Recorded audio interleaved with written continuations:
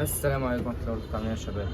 النهارده هنوريكم نعمل مشمع ازاي للعشة، عشان احنا في البلكونة هنا وانا في الدور العاشر، فالجو هوا ومطر وشغلة كبيرة.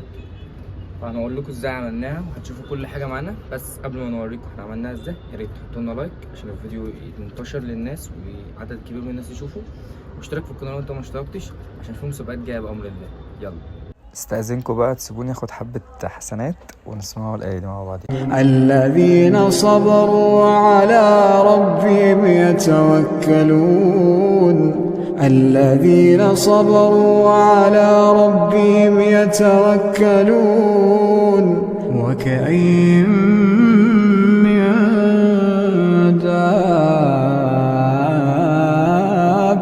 لا تحمل رزقها الله يرزقها وإياكم وهو السميع العليم. ولئن سألتهم من خلق السماوات والأرض وسخر الشمس والقمر ليقولن الله، فأنى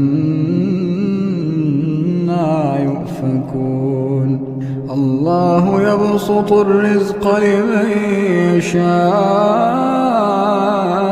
من عباده ويقدر له، إن الله بكل شيء عليم.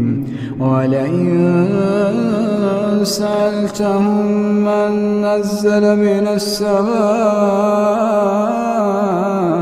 ماء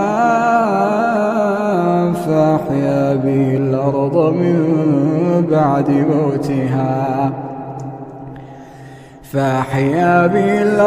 من بعد موتها ليقولن الله، قل الحمد لله بل أكثرهم لا يعقلون. صدق الله العظيم. يا ريت يا جماعة نعملوا اشتراك، حطوا لايك للفيديو. كده احنا بعد ما خلصنا دارت شمس عليهم، كمان المطر هيتدارى والهوا مش هيبقى فيه هوا جامد. وكده احنا عاملين ابلكاش الظهر، يعني الظهر عاملين ابلكاش، والجنب اليمين عاملين ابلكاش. الجنب اليمين ده بيجي منه هوا والظهر، لكن الوش مفيش منه هوا هنا.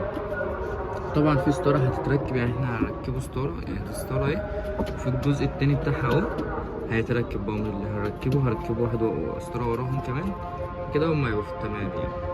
وطبعا العشه دي متربطه في السور، متخافوش من اي حاجه. بس ده كان الفيديو النهارده. يا ريت اللي ما اشتركش يشترك وفعل زرار الجرس، حط لنا لايك للفيديو عشان اكتر ناس تشوفه. يلا سلام.